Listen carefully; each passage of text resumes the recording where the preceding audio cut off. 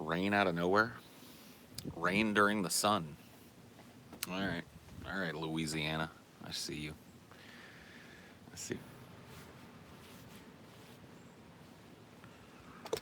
Whoa, okay. See ya. Everybody take a dive. Take a dive. All right. Well, I guess I'll have to be a little more careful now. How's that? You gonna fall out of that? Yep. Okay. Well, let's fix this the best we can. Jumping out the window. Okay, like that. Get in there, you. All right. We're fixed now. Shouldn't be falling anymore. Move you down a little. Okay. Well, that'll have to be a good angle for you. Whew. I got a pile of hair on my head, and it is not helping. My elbows are really awesome today. Hey, thanks. Hey, thanks.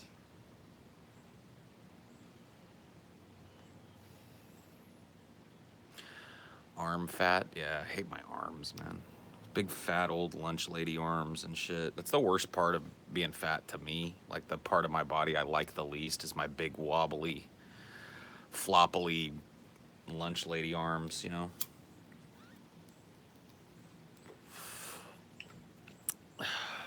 But like all the other stuff doesn't really bother me all that much. Like the lack of ass and you know, the gut, the man boobs, the rolls on my side, like all those things are like, you know, they're not great, but the big floppy arms, dude.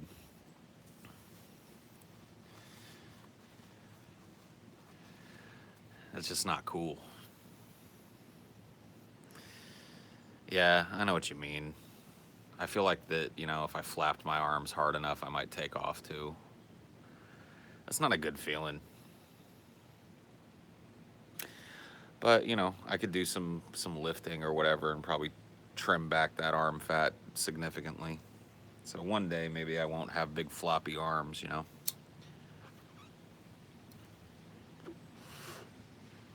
Maybe. Thoughts on Alex Jones being excommunicated from basically the entire internet, including his YouTube channel terminated? I mean,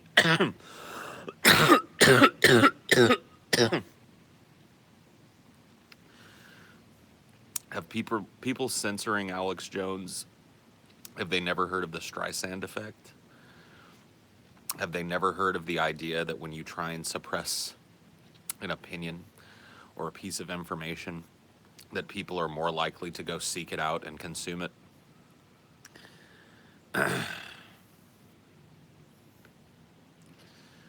I don't know.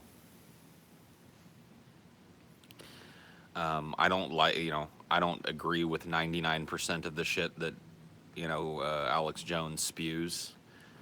I think he is kind of a piece of shit.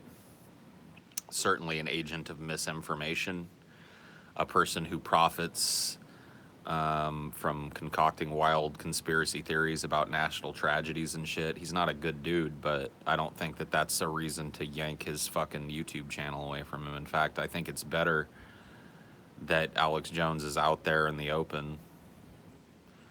So, yeah, he's, you know, his freakouts are funny. Sure, I agree. I got no problem with them. Yeah, right.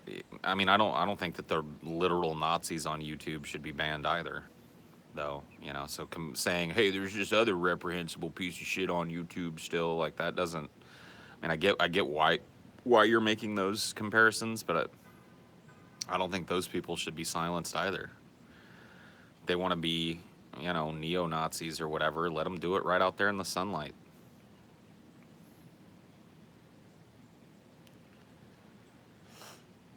what's your take on Tommy Robinson's case? I don't know enough about it, honestly, to give a hot take or a cold take or a well thought out take. So, is JF a literal Nazi? I don't know if JF's a literal Nazi, but he espouses a lot of ideology that a literal Nazi would probably agree with.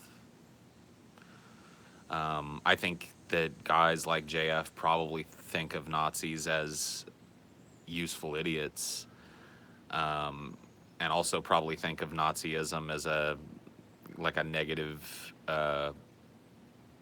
title that they ought to try and avoid. But I don't see them shying away from, you know, the Nazi idea that white people are special and unique and the white race should be preserved and that white people should have white places to be.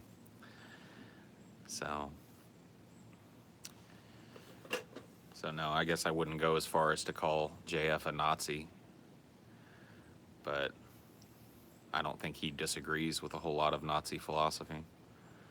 JF is friends with Richard Spencer, right? Well, Richard Spencer's a literal Nazi. That's what I said. You know, I think that JF looks at a guy like Richard Spencer as a useful idiot. I think that he looks at the young men that are inspired by a neo-Nazi like Richard Spencer as useful idiots in his little culture war or whatever the fuck. But I don't think he identifies with them. But once again, you know, you're asking me to talk about what JF believes. You're not going to get a straight answer out of either of us about that. You know, I can speculate and he will lie to you.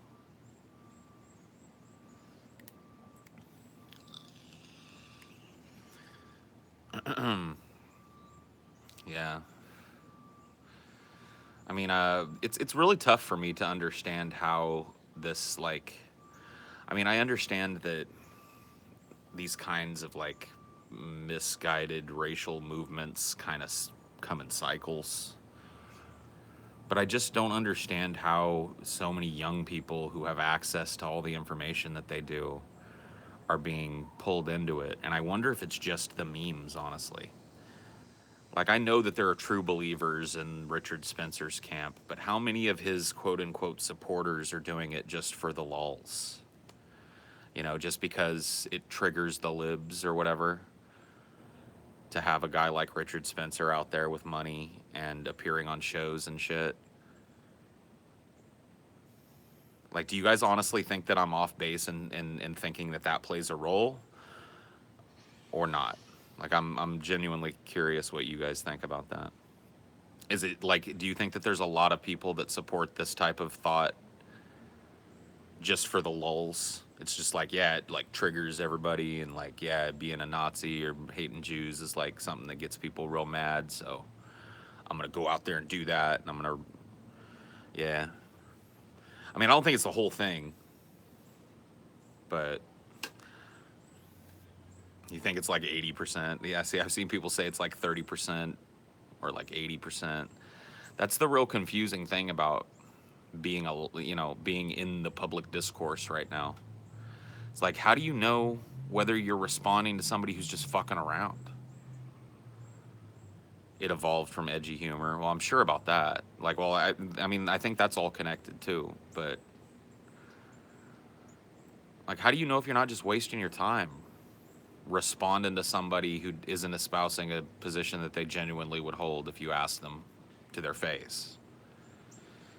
Then what's the point of arguing with a person like that? You know, and how do you distinguish a person like that from a person who's a true believer? Like, I've got a, and maybe I'm way off base with this, but I've got a really sneaking suspicion that JF is doing this for the lulz. Like, I wouldn't be shocked at all if he popped out and just like renounced all this bullshit and was just like, this was an experiment in social engineering. You know, like, that wouldn't, like, I don't know, man. And it's like, what, when this kind of like, I don't know what to call it even, obfuscation of your real belief is par for the course these days, then what's a guy like me who doesn't do that shit At least not all the time. I mean, I've been known to troll people from time to time, but you're never going to catch me coming out and spending 6 months of my life as a neo-Nazi. You know what I mean? So what's a guy like me supposed to do in an environment like that? I when I argue in, you know, in the public space, I give my real opinion on things. I'm not looking to trick people into thinking I believe something I don't. I'm not looking to espouse someone else's position because it makes other people mad. When we're talking about issues of race or politics or, you know, economics or environmentalism or whatever the fucking serious topic is, I'm going to give you my real opinion.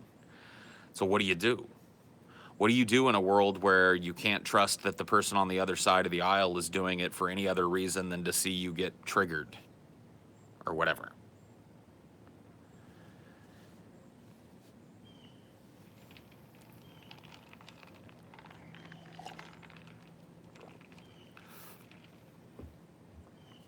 My eyes are getting smaller.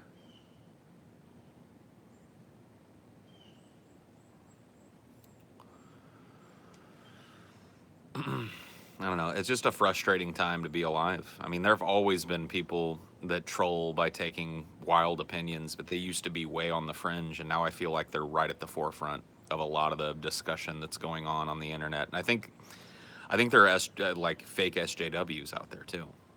I don't think it's just like the race baiters doing this shit. I think it's like SJWs too.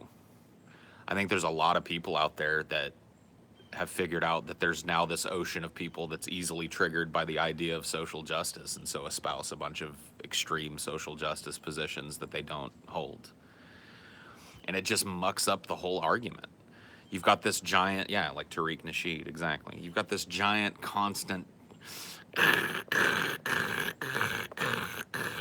societal conversation going on, but most of it is populated by people who are fucking around just to make the other people angry. So it's like a proxy argument.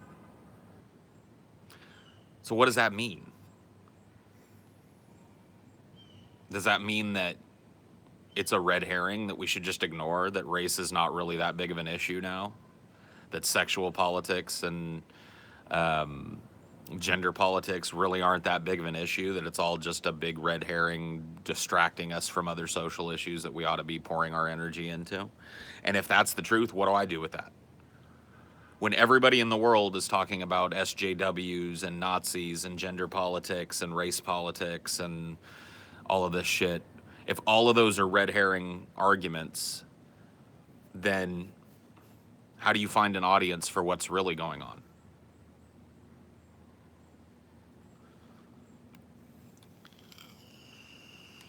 Because I don't want to talk about it anymore.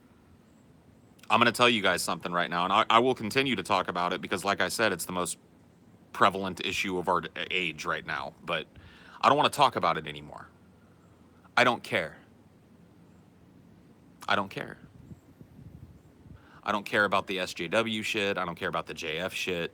I don't care about neo-Nazism making a comeback. I don't care about Black Lives Matter. I don't care about it. I don't care about American institutions being infiltrated by SJW thought. I just don't care.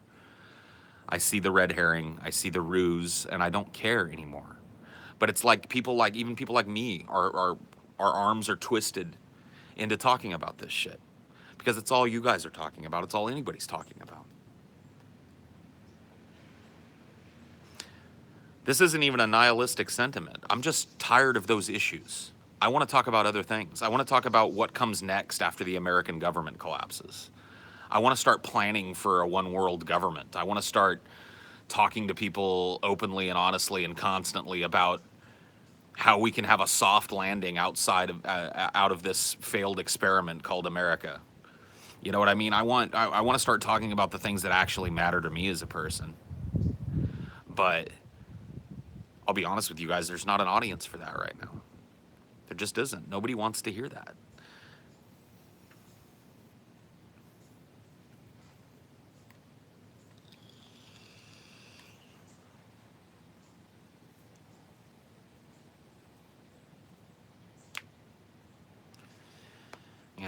everybody's in meme mode. And I'm sure that eventually the people engaging in this will burn out on it, and real world will come rushing into their lives, and they'll have to fucking actually live like normal human beings and stuff, and that will cause them to care about other things. But I'm talking about the here and now, right now.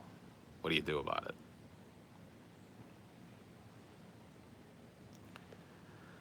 I want to talk about that, but I disagree, of course, with some of your opinions. Well, yeah, I mean, sure, dude. Like, I'm not even asking for people to. There are very few people out there that would probably actually agree with me, genuinely agree with the points that I put forth. But that's not what I'm looking for.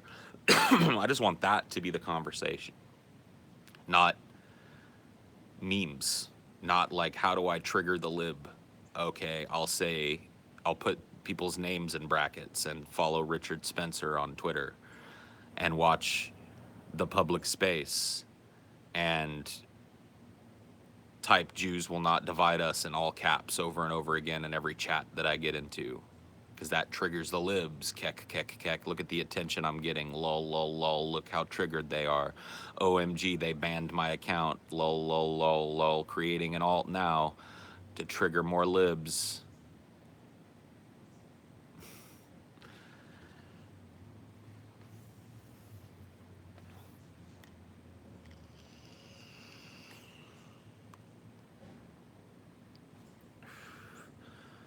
Could the three branch system work with a one world government? I don't see any reason why it couldn't, although it seems a little archaic to me. Um, it, I understand, like, the wisdom of a three branch system of government is not lost on me. I understand why our founding fathers did it. The separation of powers was very big to them, so that no power could be consolidated in any one branch of government, that there were always checks and balances on that power, because they were fleeing a totalitarian despot. They were fleeing a monarchy where, there really wasn't that avenue for your average Joe citizen to have their uh, criticisms of the government redressed. That being said, we've seen the negative side of a three branch system as well, right? Like, we've seen the negative sides of it. We've seen the gridlock that happens in our legislative branch. We've seen the partisan politics that happen in our judicial branch, and we've seen the constant power grab that happens in our executive branch. So that's why I look at that and I see a house that's standing up, but the foundation is bending and sagging. You know what I mean? Like, it works. It's working for us, and maybe something like a template for that would work in a one world government, but I can't help but think that there's a better way. It's the best answer I can give you. Is globalism inevitable, and does it make sense to participate in its formation rather than resist and leave it in the hands of authoritarians? I mean, I don't know that you necessarily have to leave it in the hands of authoritarians, but it is we authoritarians that are arguing for globalism and arguing for people to accept it and embrace it and make it part of their lives. So, you know, I think that globalism is not only inevitable, I think it's already happened. When something happens here, it's not contained here. This idea that there are sovereign nations that are exclusive from one another anymore, it just doesn't exist. Globalism is already here. If something huge happens in America, the shockwaves are felt all over the globe because we're already globalized. A blow to China is a blow to America. We're so intrinsically linked economically that there's no way for us to, you know what I mean? We can't be separated anymore. So it's already here. It's just people are resistant to the idea of it because, we're still very, very fiercely defensive of our little plot of land and our idea that we're a sovereign nation and that all these other nations are also sovereign. But it's already happened. It's the one world government that hasn't happened. And really, the divisions that we're seeing, all these little jockeying, I mean, think about it. All the jockeying over territory and all the proxy wars. By the way, I'll say again, if you want to have your eyes roll back in your head from sheer shock, go to Wikipedia and look up proxy warfare and just read the list of proxy wars that have gone on in the history of humanity, especially the modern ones. The list just never ends. It's ongoing.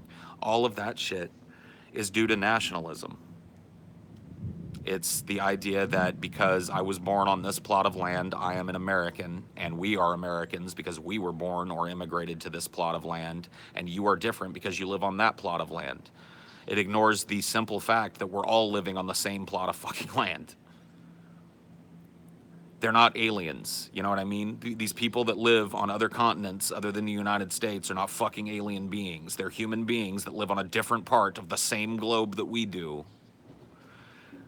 It's just it's a silly bunch of ideas, but people are so incredibly defensive of them.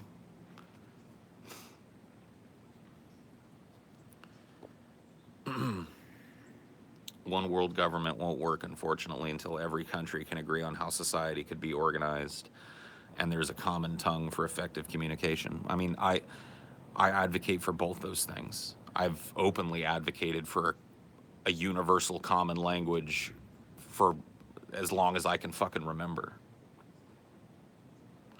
I don't want to eradicate regional languages. I suspect that the people that speak those, the indigenous populations that speak them, will preserve them out of tradition's sake, and I don't see a problem with them speaking that to one another. But we should have a universal common language where I can walk up to you if you're a Chinese person, and you can walk up to me and I can say whatever and have you understand it and really understand the inflection and nuance of it and not be barred by the fact that you grew up in a part of the world that I didn't, so we can't understand the nuance of one another's verbal communication. I think that's a huge problem.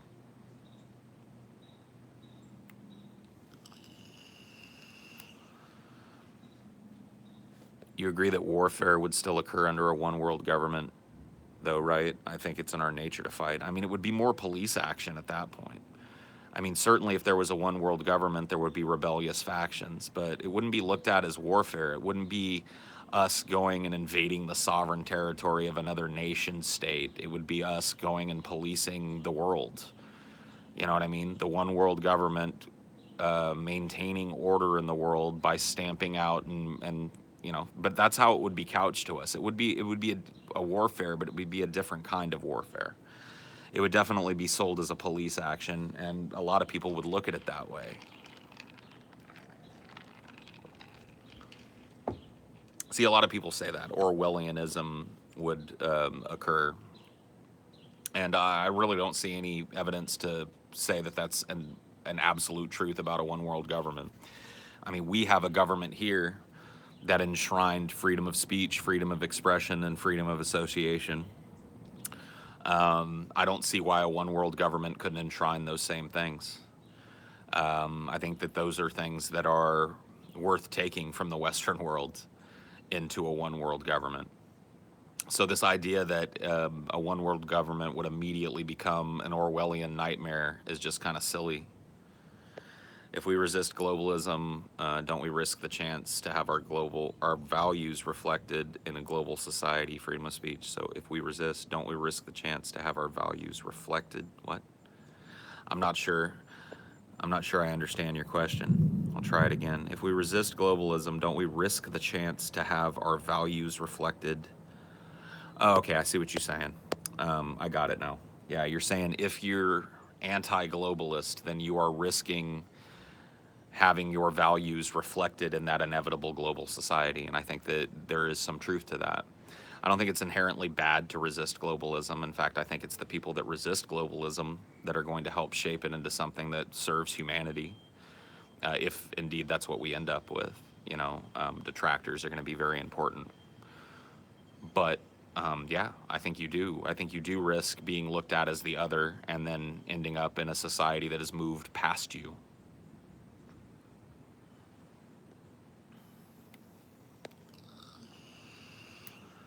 Your government is crypto-fascist, imperialistic, military, autocratic dictatorship in disguise, brah. Damn. Damn, dog.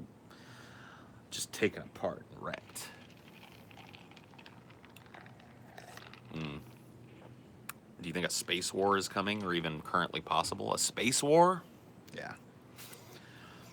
Yeah, I mean, I think given a long enough time scale, that the space directly outside our planet and in between our planet and our moon is going to be claimed and used for shipping and mining operations and expansion operations and shit. So yeah, absolutely. If we live long enough on the current time scale to start mining the moon or colonizing the moon or creating more elaborate space stations to control the area above the Earth, then yeah, that there will be skirmishes over that territory.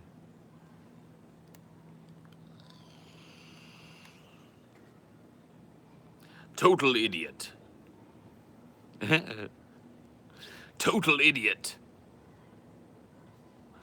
Well, what a withering refutation. Corporations propagate nationalism to keep us divided. Oh, I know that's me, dude. I know where you were aiming it, bro.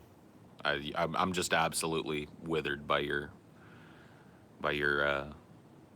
200 IQ big brain contribution to this fucking talk we're having. Galaxy-wide corporatism win? I mean, ASAP, bro.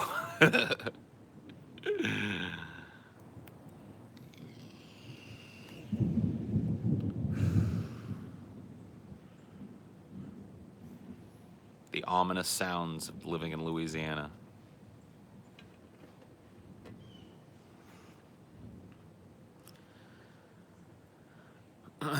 Any clues about the next DFF? I don't give clues, you know, like one of the reasons why DFF works is because before the show we don't tell you what they are. And that's it. So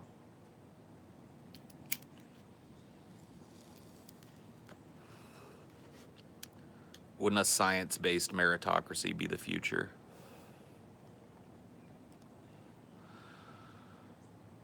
No. In short, no. I'm giving the human race at least 200 plus years before we can do anything foreseeable in space, if we get that far. Yeah. I don't know that we have 100. I mean, you know, I'm your pessimist, so I'm going to be the guy that gives you the worst case scenario, and the worst case scenarios are just piling up on this planet. You know, nuclear war, environmental collapse, societal upheaval, economic collapse, a fucking meteor.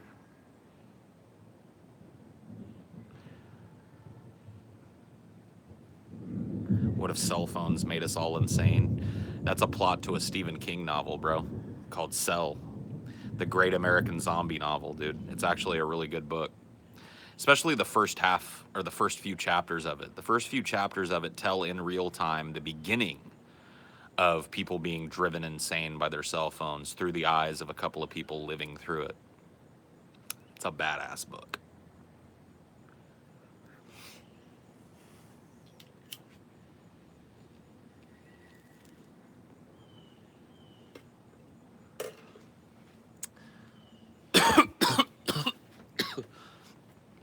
And the subtext isn't hard to read in it either. It's not hard to see, you know, the Stephen King's mindless, brainless, empty, soulless zombies as you walk around our society and watch people not interacting with one another. I don't know how many times and I don't exempt myself from this. When I go out to eat with people, I find myself doing it too. But it's kind of eerie to look around a room, to look around a restaurant, right? Next time you're in a sit-down restaurant, do me a favor. Chill for a while and then look around and count how many tables of people are sitting together, but doing this.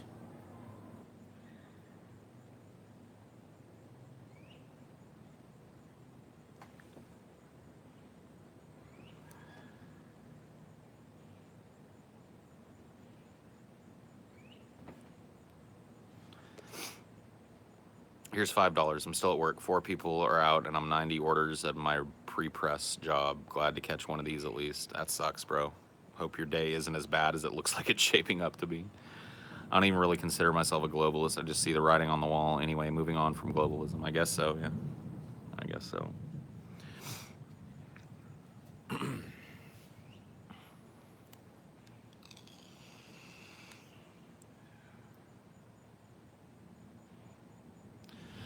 Honestly, I didn't see a lot of the last time I mean, you don't see it every time. I'm not saying it's everywhere.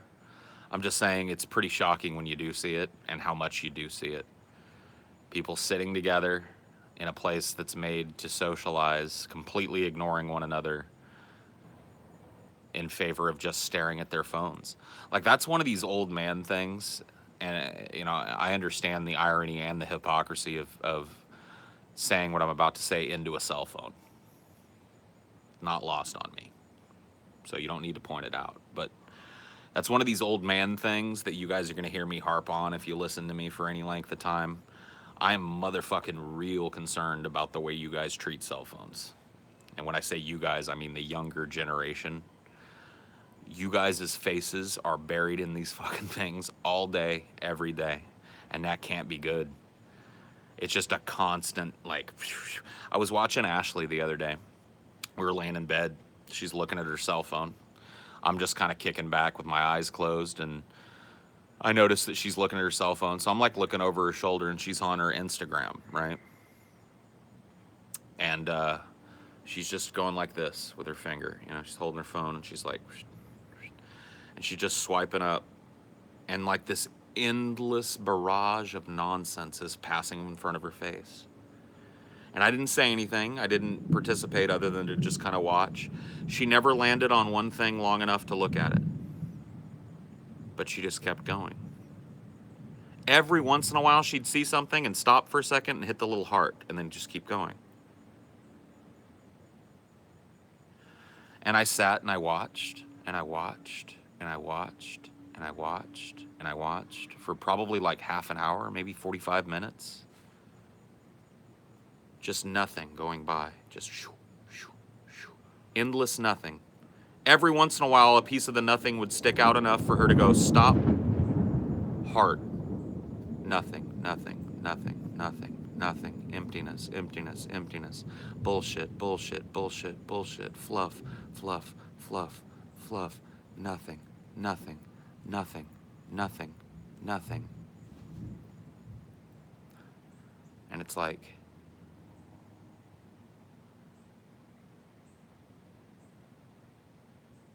I catch myself doing it too. And this is kind of a recent thing with me. I catch myself doing it with Twitter. I caught myself the other night doing it.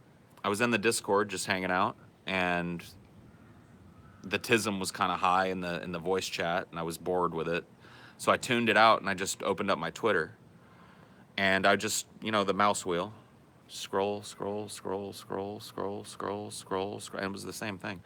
Bullshit, bullshit, bullshit, bullshit, bullshit, bullshit, bullshit, bullshit, nothing, nothing, nothing, nothing, bullshit, bullshit, nothing, nothing, bullshit. Didn't drop a like on anything, didn't stop to retweet, wasn't provoked to any kind of fucking useful thought by any of it, just nothing, nothing, bullshit, bullshit, nothing, nothing, bullshit, bullshit, nothing, nothing. And that's with the absolutely pure distilled autism of the DFF Discord in my ear. Hitler, the Jews, nothing, nothing, nothing. I'm like, what? I just had a moment where I was like, what am I doing to my brain?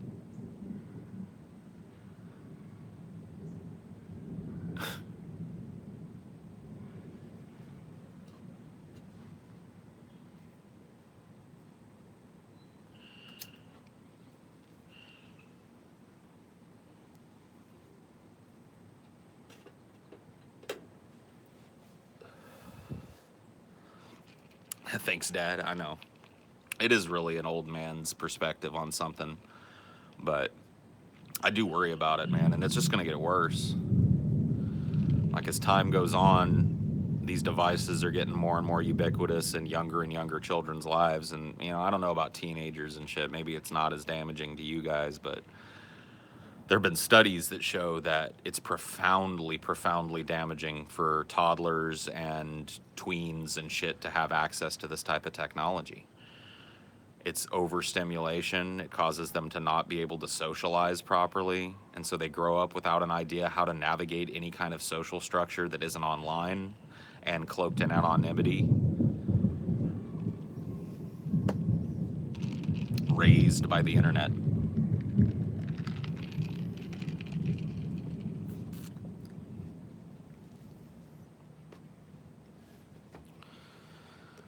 Ever see a kid have a tablet taken away? Yeah, I used to work for the school system. I used to watch them hand out little, very obviously they put the big pads on them and stuff, but I used to watch them hand out iPads to kindergartners and let them play with them for a little while. And then when they collected them, half the class would fucking throw a fit. Thanks.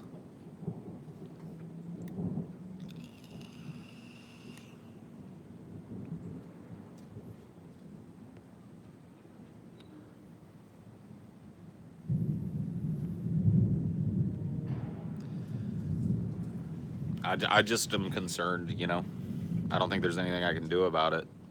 And like I said, I appreciate the irony of talking this type of stuff while I'm staring at one of the things that I'm saying is ruining people. I'm guilty too. It'll never be as a part of my life as it is for a younger person, though, because I remember a time before it existed, and I know how to live without it.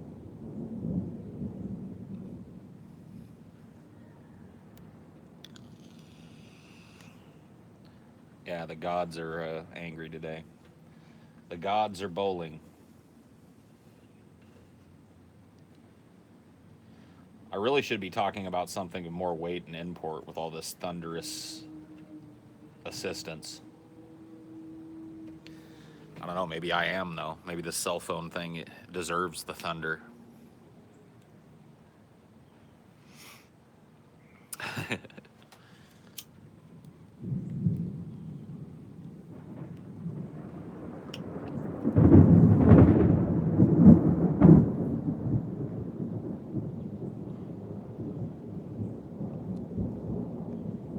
This is what living near the ocean is like, by the way. How long am I going to stream? Till I'm done, man. Till I'm done. Paul, you're a really charismatic dude. Do you think you could make it in the biz if you tried hard enough? What aspect of the biz? Here's the one aspect of the biz that I think I could do okay in if I had the passion for it and I tried hard enough is stand up. I think I'd be a decent stand up comic if I worked, material and stuff and went out and made my bones in the little clubs and shit. I think I'd have at least a chance of breaking as a stand-up comedian. I just don't have the passion for that, unfortunately. You're saying do it, go to the open mic. I just don't have the passion for it, man. My passion, like the aspect of the biz that I would really be passionate about would be acting. And I don't think I'm talented enough for that. And I certainly don't have the look that is required to be an actor. So that's kind of a dead end for me. My aspirations in that area of the biz are pretty misplaced in my opinion. So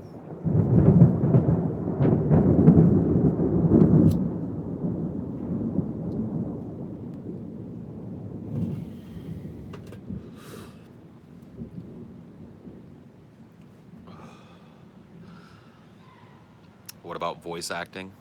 I think I could do voice acting. I just don't know that I have.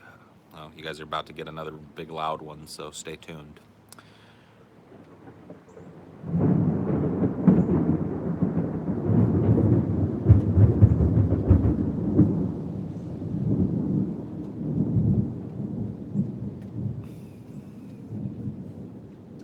Yeah, I think I'd be an okay voice actor, but I think that there's a lot of people out there who are way better than me at that sort of thing. Wow.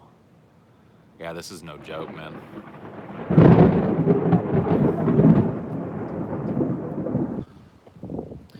Whoa. The thunder. No, that was just a phone call. Just had a phone call, y'all.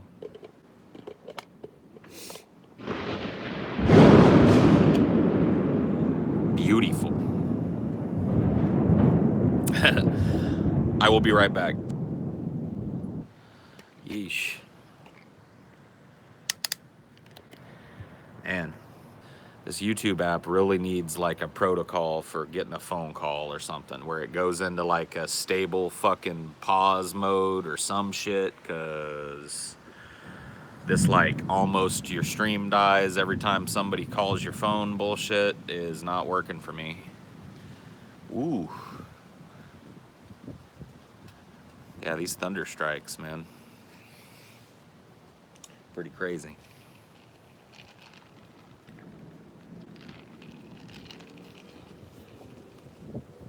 Woo. Man, if this gets much worse, I'm gonna have to go inside.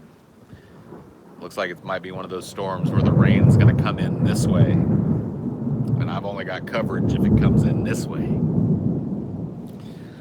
Said you don't have the looks for acting, but Steve Buscemi is an actor and he looks like a crumpled paper bag. Well, yeah, but like he's got a unique look. There's not that many slots for an ugly dude in Hollywood, and they're all pretty filled, you know. They're not. They're really recruiting the sex symbols, the people that can do Gucci underwear ads and shit. That's what That's what they really want in Hollywood. That, or the look of a wise old gentleman or some shit. They're not really looking for an ugly fat neckbeard. And if one of them does make good, like Seth Rogen or Jonah Hill or whatever the fuck, then they've just taken up a giant portion of the slots that are.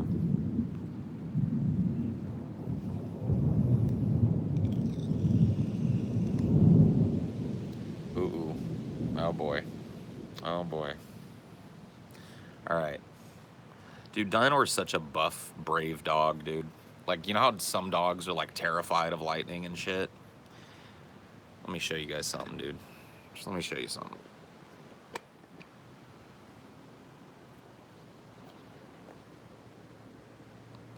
He gives 0 fucks. Isn't that right, boy?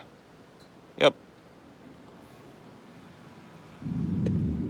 Look.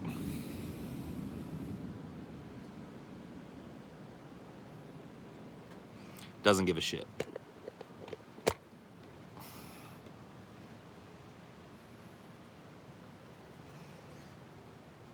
Doesn't give a shit. Couldn't care less. Just like when I went inside right now to take the phone call and shit, he ran inside with me, and then I was like, "You sure you want to come back outside?" And he just like laid down. He's a brave little shit. Like, the things that get under his skin are all people and animals. Like, he can't care about no weather and shit. He knows what it's like to be out in the rain and stuff. He don't care. He's a water dog. He likes going in the water.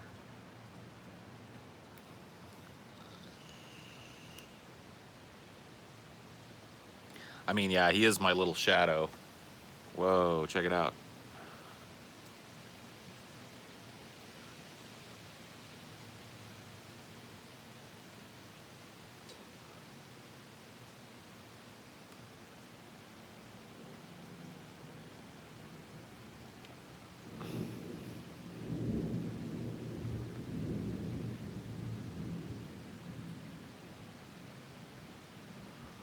Cool.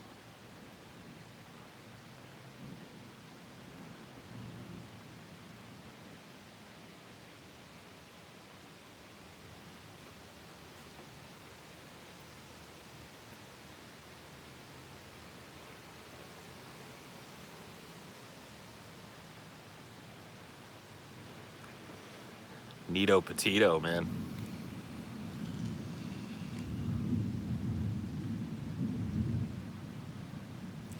Yeah, this was why I really got this apartment. I wasn't all sold on it until the lady that was showing it to us brought us out here. And it was at that point I knew I was home.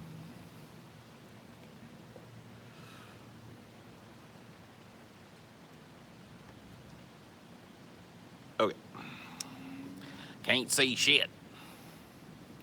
Yeah, I like the trees. I like the insinuation of wilderness near me. Makes me feel a little safer. Get you guys back a little bit here.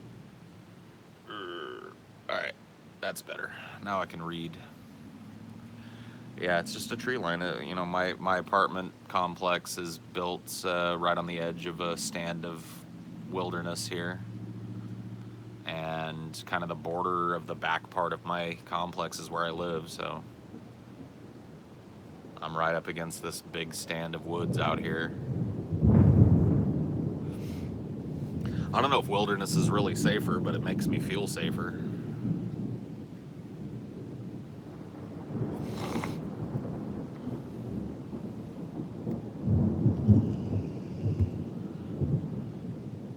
Yeah. That is one of the things I like about this area of the world is these summer storms. Um,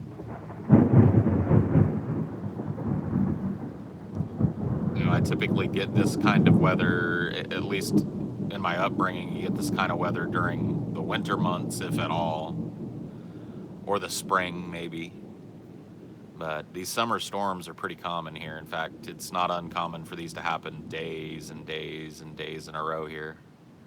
Which, I don't know. I always like rainy days. I always feel better on rainy days. I'm one of those people. I thrive on that shit.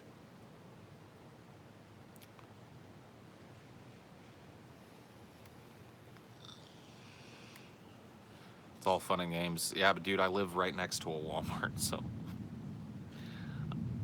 this is not real wilderness. This is just a chunk of undeveloped land that has nothing but trees on it. It's a little spot of wilderness. I could walk to the Walmart. So, you know, I got the best of both worlds, I guess.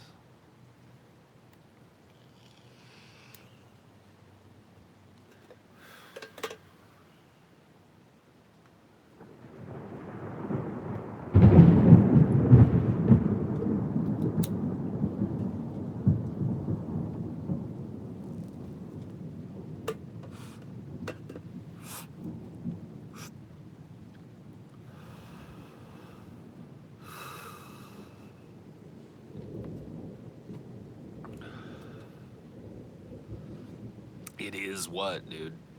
What is it?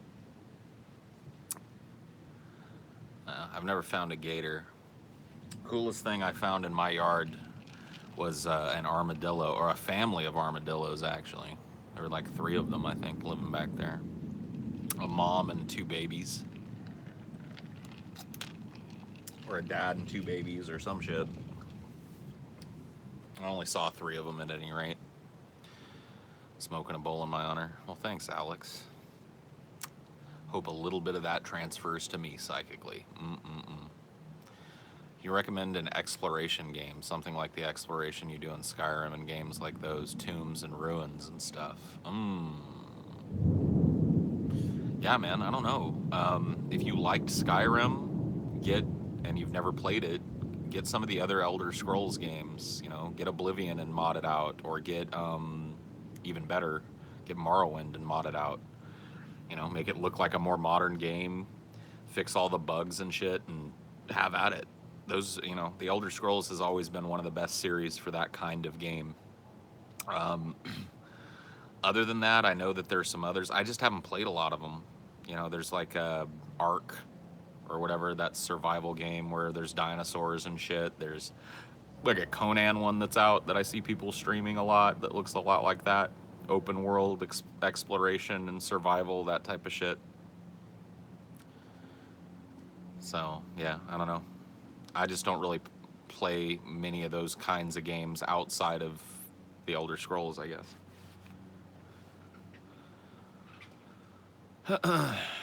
I know you're more akin to Elite Dangerous, but would you ever consider getting Star Citizen? Yeah, I mean, if the game ever fucking comes out. Like, I'm not holding my breath for Star Citizen. There's been a lot of things promised and not a lot of things delivered. So, I mean, if it ever gets a wide release and it looks like a cool game, I'll probably play it. I really do enjoy those open world space sim type of games. So, but right now, Elite Dangerous really scratches that itch for me. I play on Warframe on the PC. Star Citizen has a $27,000 completionist pack. That's retarded, man. No Man's Sky. Yeah, I have played No Man's Sky, although I played it at release. I didn't hate it as much as everybody else did, but I did eventually get bored with it for the reasons that people, cited. But I've heard through the grapevine, now I own it on PS4, so I'd have to get my PS4 hooked back up and shit to play it, or just buy it on PC. But I've heard through the grapevine that it's actually a pretty dope game now. They've added a lot of features to it, a lot of quality of life improvements, and a lot of there's a lot more depth now. You can trade, you can build different kinds of ships, and build portals between different parts of the galaxy and shit. Make it easy to travel long distances. So, I mean, I'm sure there's still issues with it, but it sounds like a way better game than when I was playing it, and I even enjoyed it then. Like, I liked the idea of a game that was about nothing but just endlessly exploring the surface of alien worlds and cataloging the life on them and shit. Like, I really got off on that for the 20 or 30 hours I played No Man's Sky. I just liked finding these new species and cataloging them all on trying to find one of each species that lived on a planet. That, I don't know, I liked that. So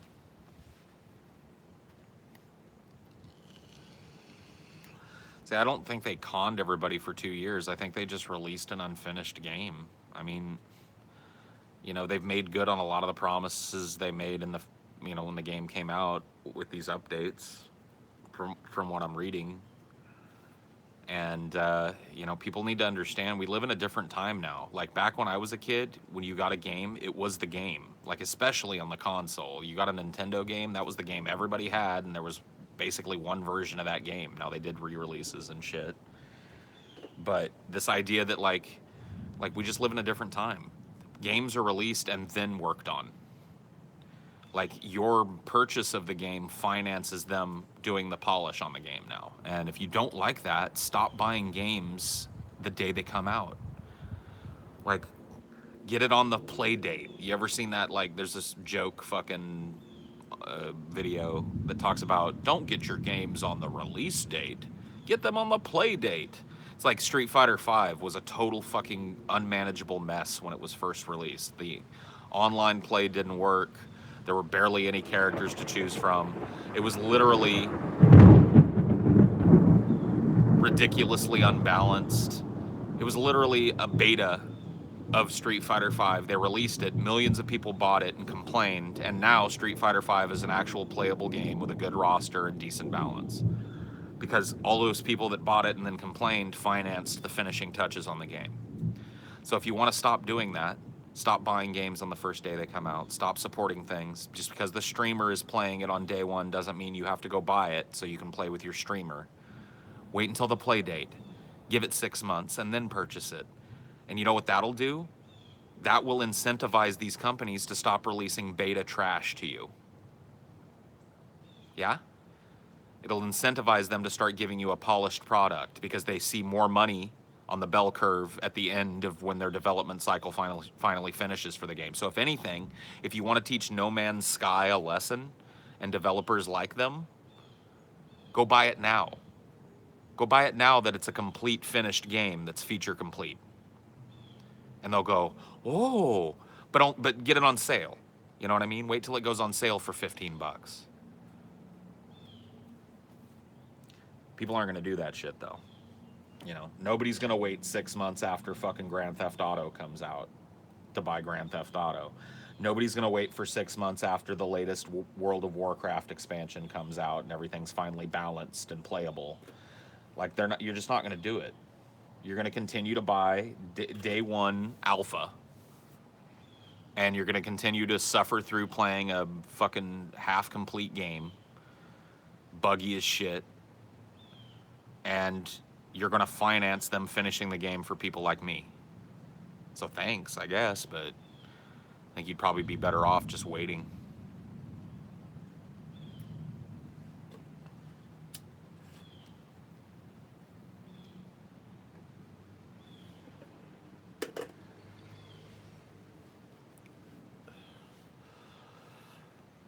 I was part of a beta for a year and a half. That's an actual beta.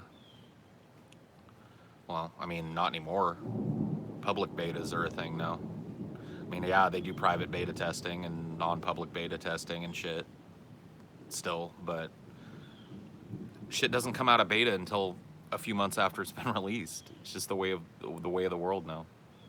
Send some of that rain to Dallas. All right. I mean, I'll try. Nothing I can do about it though. You guys are just sweltering over there, I bet.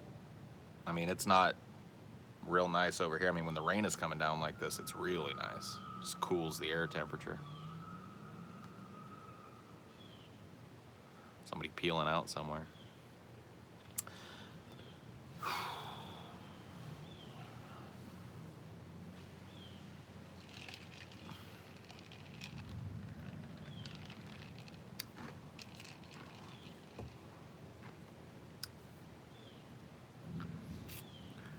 Nintendo actually seems to have some integrity with games. They only release fully polished, finished games and don't fuck people over with microtransactions. Yeah, I mean, but they're also an island. So Nintendo's greatest strength is also their greatest weakness. Because Nintendo is so fiercely protective of its property that it doesn't get cross-platform support, so it doesn't get to dip into all of that extra money. It doesn't allow outside ideas to influence its games, so the next biggest Nintendo thing might be sitting on the shelf somewhere because they're a very insular company. That has served them and it's hindered them. Two ways of looking at it.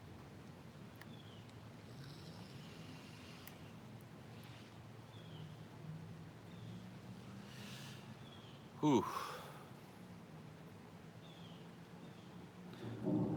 Opinions on Cage the Elephant. I've asked like 10 times. Well, now that you came at me like that, I'm not gonna fucking answer.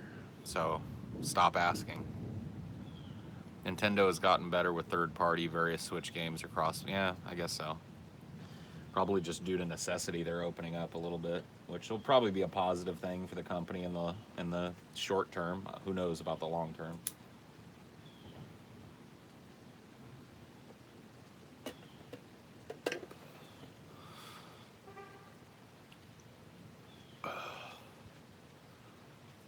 Thoughts on thoughts.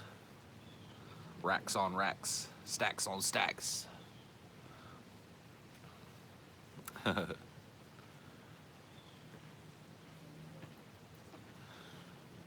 right, let's see.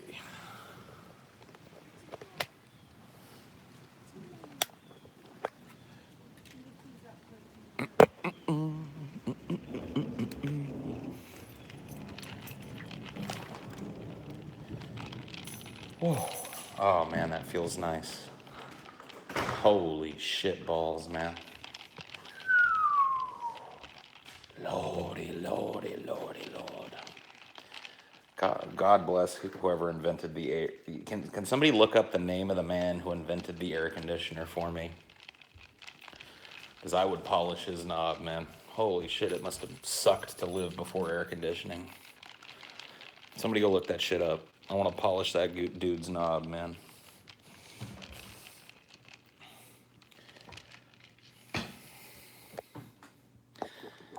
His name was Scotty Kirk. Holy shit, it was Scotty what done it. It was Scotty what done it. Holy fuck, man.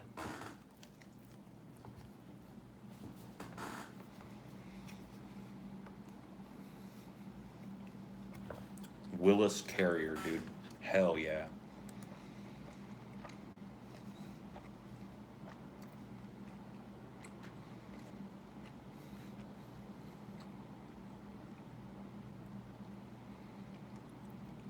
Willis Carrier, dude. What a fucking gent.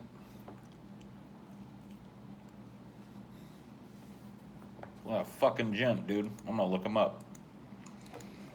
I want to see a picture of this motherfucker. Oh, hell yeah, dude. A gentleman of distinction. There we go. Here's the boy. Everybody should get down on their knees and suck this man right here's dick. This man is Willis Carrier, the invention Willis Carrier made the vacuum? Hold up. Let me look into this, dude. Let me look into this shit. No. Willis Haviland Carrier, American engineer best known for inventing modern air conditioning. Carrier invented the first electrical air conditioning unit in 1902. In 1915, he founded Carrier Corporation, a company specializing in the manufacture, distribution of heating, ventilation, and air conditioning.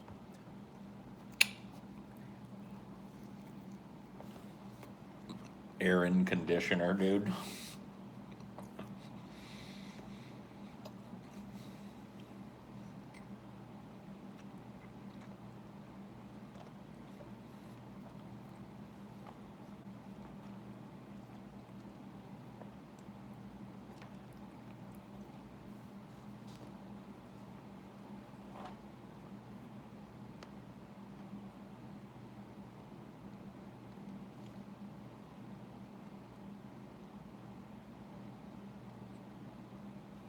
Hmm. Smart guy, dude. Ever have an idea for a game that ended up getting made? Kinda. I used to harp on about, I still do actually, about how I wanted like a cyberpunk MMO, right? A futuristic MMO set in like kind of a cyberpunk universe with deckers, you know. And I used to use God, what's that franchise called?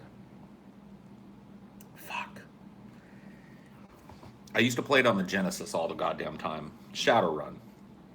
I used to use Shadowrun as like a template universe. I wanted an MMO in the Shadowrun universe. I never got that, but there was an MMO that came out, and this was years ago, man. It was a first-person MMO. It was a cyberpunk type of thing. It was basically what I had always talked about. I can't remember the name of the fucking game though. I have played the PC Shadowrun games. I haven't played them all, but I played some of them. I really like them. I love the setting. You know, this kind of blending of high technology and high fantasy. Anachronox. I don't know. I've never played it.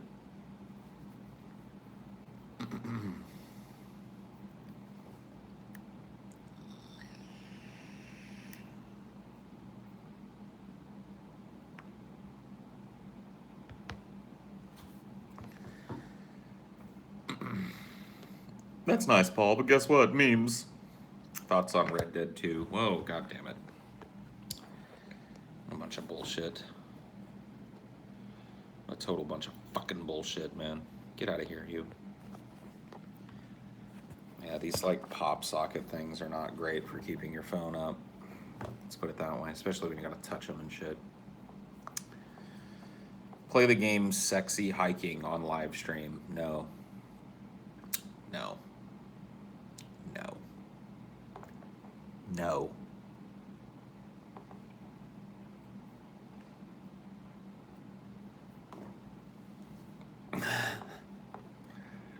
Red Dead 2 looks so good. Last game I plan to buy this year. Yeah, if it actually comes out this year or whatever, I'll probably buy it. Red Dead Redemption, the first one, is one of my favorite games of all time. One of the only games I ever 100%ed because I hate achievements. I hate going for them. I don't care about them. They're always like, they always take me out of a game, but in that game, I just wanted everything. I wanted to see and experience everything that game had. So if they manage to make a game of that caliber again, it'll be pretty awesome. The Dragon Ball movie, I don't have any thoughts on it. I'm not a huge Dragon Ball guy. After GTA 5, I'm skeptical of it. I don't know. I like GTA 5. What problem did you have with GTA 5?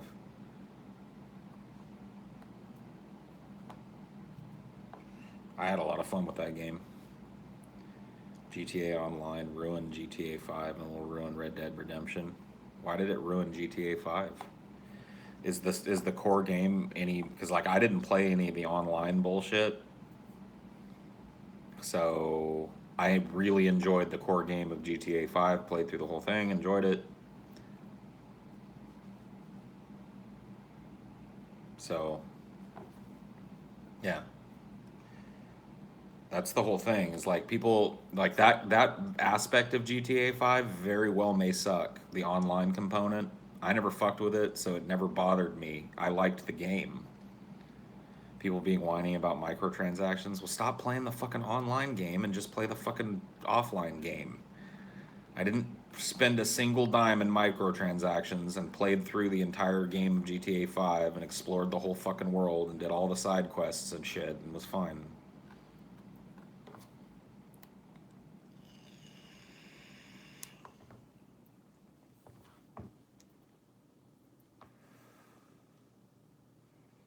Felt like there wasn't much to actually do in the world. See, I disagree. Like the little random events that would pop up as you were driving from one place to the next were an almost constant distraction in the game. Like if I got in my car, right, and I was like, yeah, I'm gonna go trick out my car. I'm gonna drive it down to that body shop and trick it out. Dude, I would almost never get to my destination, and I always liked to drive. I never fast traveled because every time I drove from one place to the next, some weird little side quest would pop up, or I'd see some shop that I'd want to rob, or I'd see some fight going on in the street and go check out what, you know what I mean? Like, I totally disagree.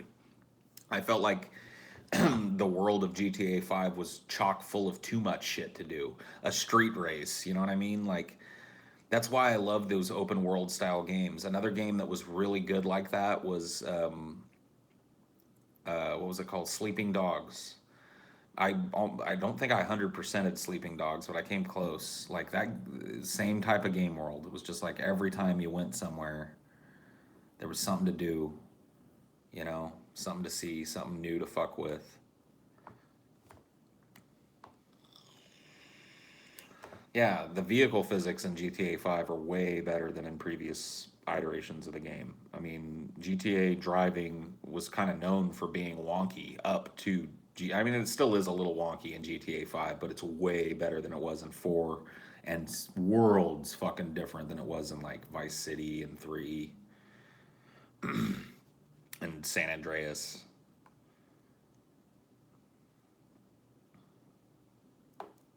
How much money do you make, Paul? $1 billion a second. Sleeping Dogs was the Hong Kong GTA featuring Kung Fu. Okay.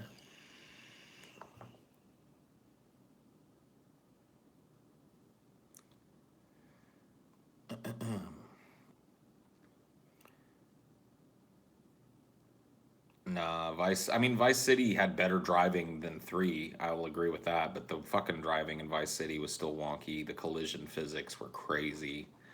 You could get hung up on parts of the environment and have to just ditch a car. Like, it was just retarded. And then 4, like, they did this floaty thing where the rear end of every car felt like it had ice underneath it. And you had to learn how to drift pretty much constantly to drive in it. And it was just like, I don't know, dude. It was simultaneously way too touchy and way not touchy enough somehow. Like the driving in 4 just felt backwards. And then the driving in 5 felt tight and arcadey and fun and fast and cool. It makes me want to play it right now, honestly.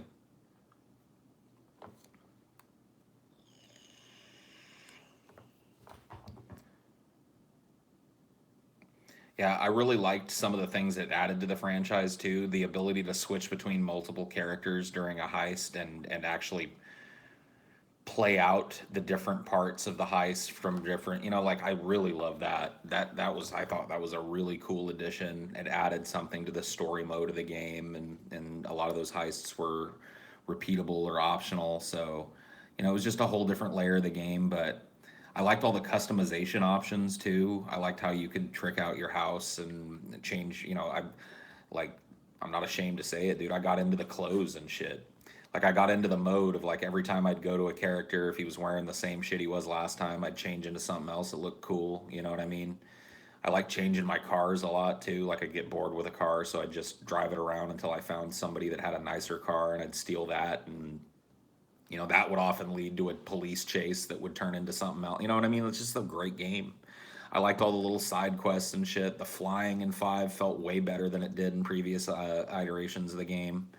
It was still challenging, but it felt fair, like and fun, super fun to do. I don't know, I could go on and on about GTA 5. I don't see what people's problem is with it. Like, very rarely are you given so much to do in a fucking game. And when I hear people say something like, "You just wasn't enough to do," I'm just like, what?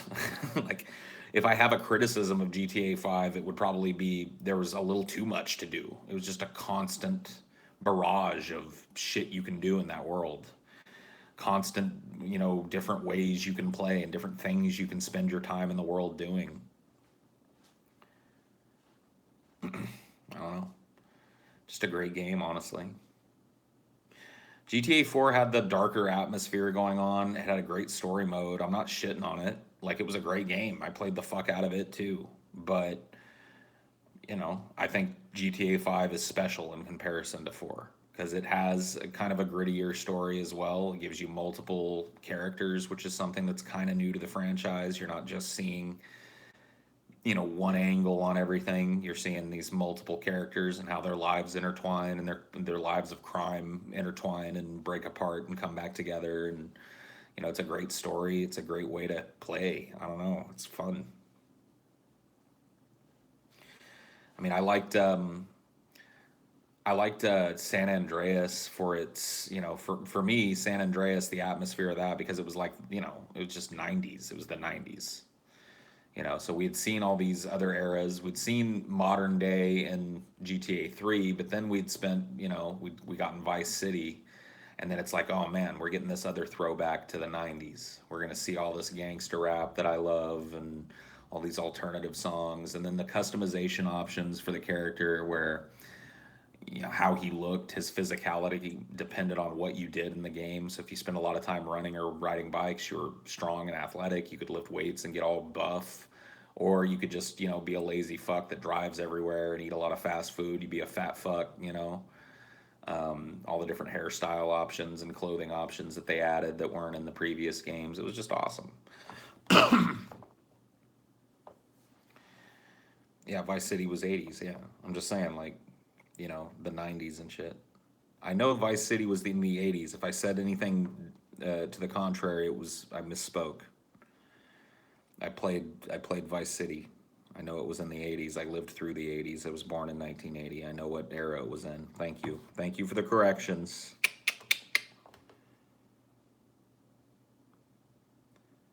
I lived through the 80s and shit was crazy. San Andreas, I was obsessed with. I would go to my friends to play it all the time. Yeah, San Andreas was awesome. I mean, all these games are pretty ahead of their time. That's why they're good.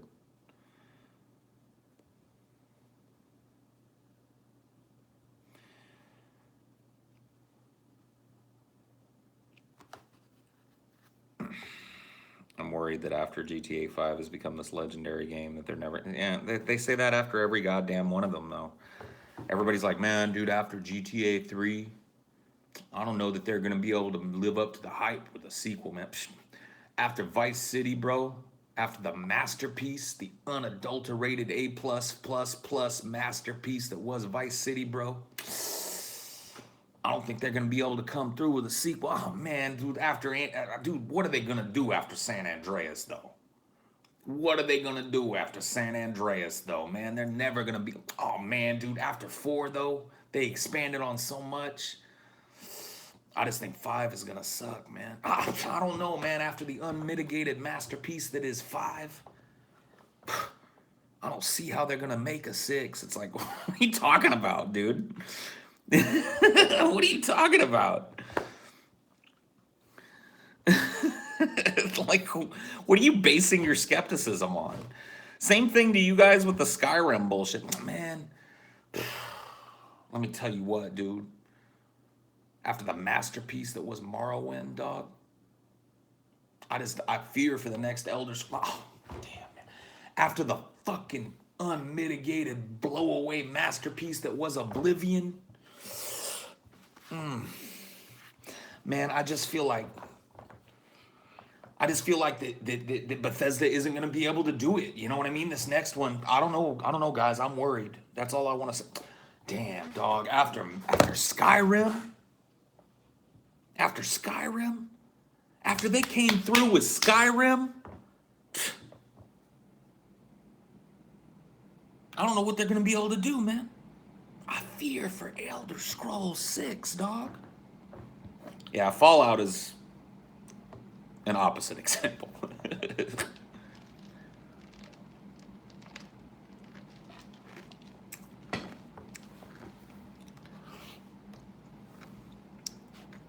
I'm just saying. Oh my god. All right. Well, no 5-year-olds allowed, so there's 300 seconds to go find some romper room or whatever the fuck to watch. Faggot.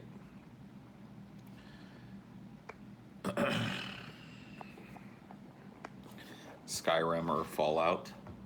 Why do I have to choose? Rumor is that GTA 6 is in Vice City again. That'd be cool. I'd be down. Although, I have to say that the 70s are conspicuously absent. I'd like to see them go back in time and look at like the 60s or even the 50s, dude. GTA in the 50s would be pretty badass.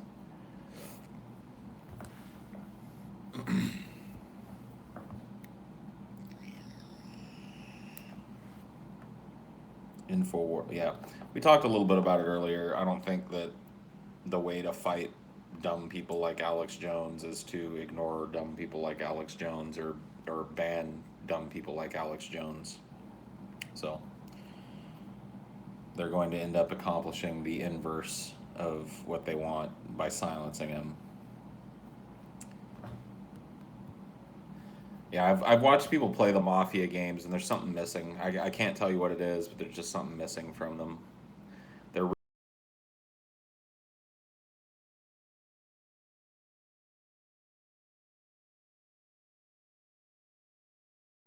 all right. Well, I'm gonna go ahead and end this. Thank you guys for watching. I'll see you next time. Bye bye bye bye.